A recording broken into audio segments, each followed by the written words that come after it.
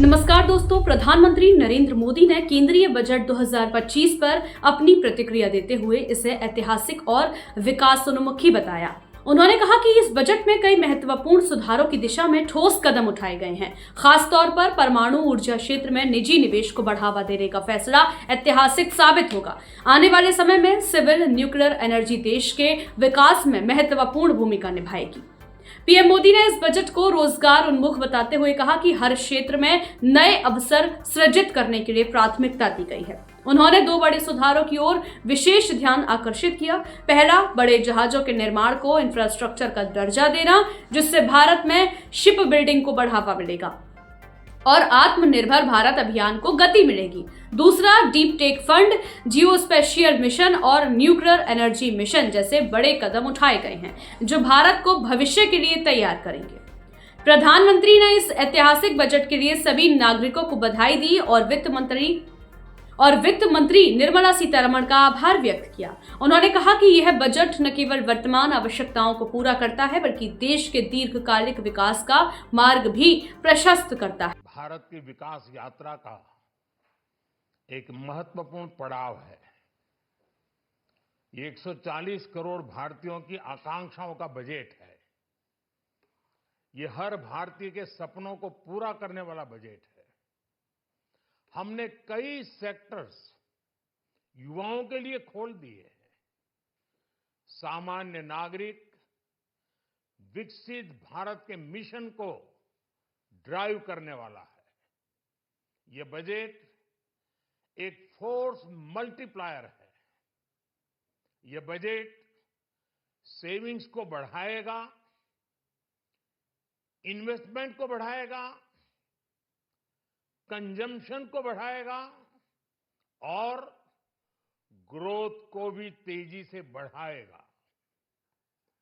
मैं वित्त मंत्री निर्मला सीतारमण जी और उनकी पूरी टीम को इस जनता जनार्दन का बजट, पीपल्स का बजट, इसके लिए बहुत बहुत बधाई देता हूं।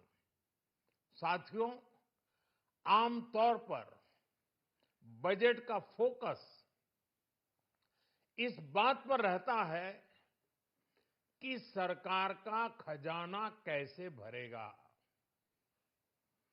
लेकिन ये बजट उससे बिल्कुल उल्टा है। लेकिन ये बजट देश के नागरिकों की जेब कैसे भरेगी, देश के नागरिकों की बचत कैसे बढ़ेगी और देश के नागरिक विकास के भागीदार कैसे बनेंगे, ये बजट इसकी एक बहुत मजबूत नींव रखता है। साथियों, इस बजट में रिफॉर्म की दिशा में महत्वपूर्ण कदम उठाए गए हैं। न्यूक्लियर एनर्जी में प्राइवेट सेक्टर को बढ़ावा देने का निर्णय बहुत ही ऐतिहासिक है। ये आने वाले समय में सिविल न्यूक्लियर एनर्जी का बड़ा योगदान देश के विकास में सुनिश्चित करेगा। बजट में रोजगार के सभी क्षेत्रों को हर प्रकार से प्राथमिकता दी गई है। लेकिन मैं दो चीजों पर ध्यान आकर्षित करना चाहूंगा। उन रिफॉर्म्स की मैं चर्चा करना चाहूंगा जो आने वाले समय में बहुत बड़ा परिवर्तन लाने वाले हैं। एक, इंफ्रास्ट्रक्चर स्टेटस देने के कारण भारत में बड़े शिप्स के निर्माण को बढ़ावा मिलेगा, आत्मनिर्भर भारत अभियान को गति मिलेगी। और हम सब जानते हैं कि शिप बिल्डिंग ये सर्वाधिक रोजगार देने वाला क्षेत्र है। उसी प्रकार से देश में टूरिज्म के लिए बहुत संभावना है। महत्वपूर्ण 50 टूरिस्ट डेस्टिनेशन, वहां पर जो होटल्स बनाएंगे उस होटल को पहली बार इंफ्रास्ट्रक्चर के दायरे में लाकर टूरिज्म पर बहुत बल दिया है।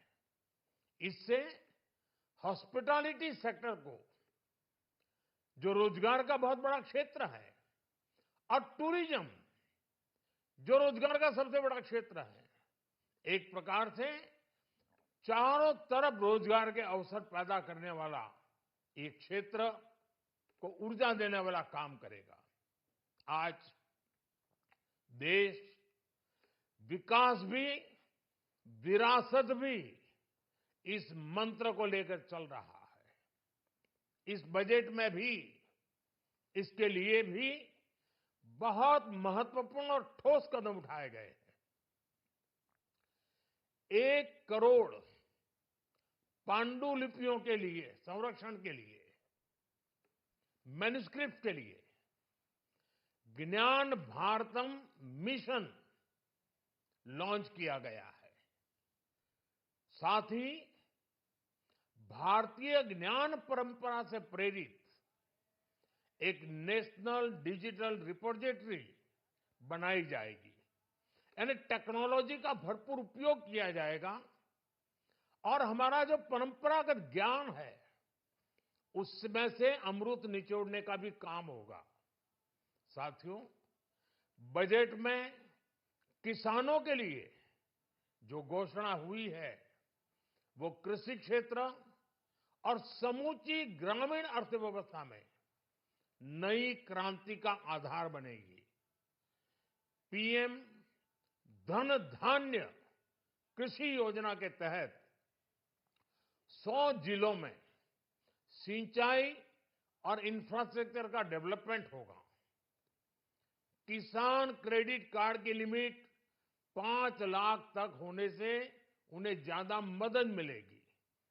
साथियों, अब इस बजट में 12 लाख रुपए तक की आय को टैक्स से मुक्त कर दिया गया है।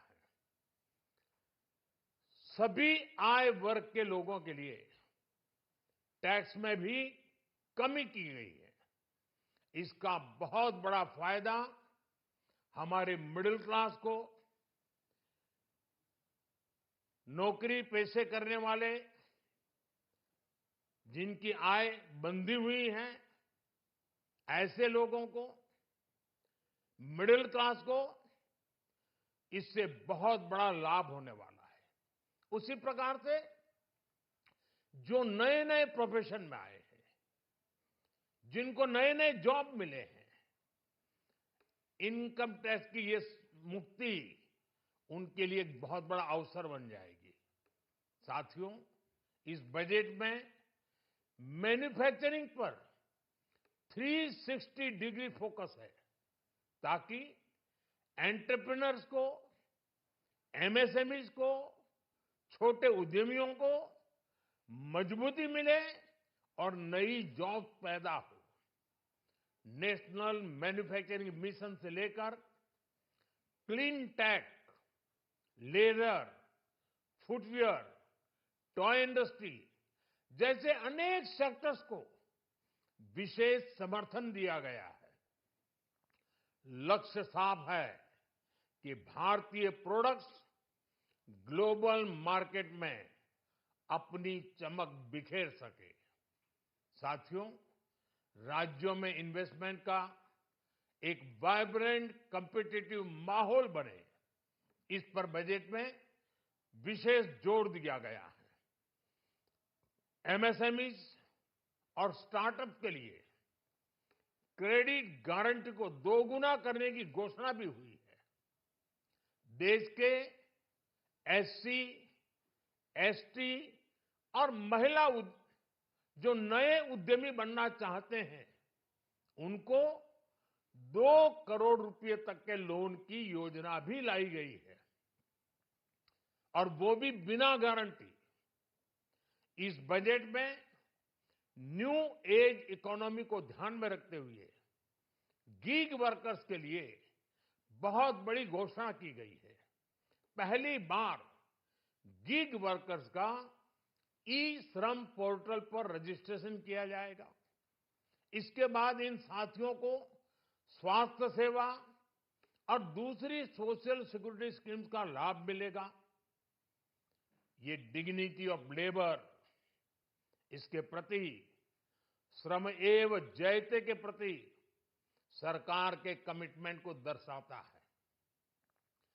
रेगुलेटरी रिफॉर्म से लेकर फाइनेंशियल रिफॉर्म्स, जन विश्वास 2.0 जैसे कदमों से मिनिमम गवर्नमेंट और ट्रस्ट बेस्ड गवर्नेंस के हमारे कमिटमेंट को और बल मिलेगा।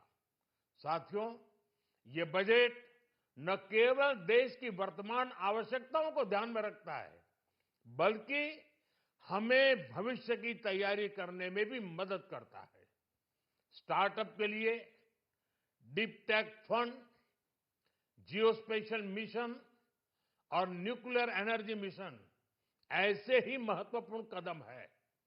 मैं सभी देशवासियों को एक बार फिर इस ऐतिहासिक पीपल्स बजट की बधाई देता हूं और फिर एक बार वित्त मंत्री जी को भी बहुत बहुत बधाई देता हूं। बहुत बहुत धन्यवाद। न्यूज अपडेट के लिए सब्सक्राइब करें हमारा चैनल और इस वीडियो पर कमेंट कर अपनी राय जरूर दें।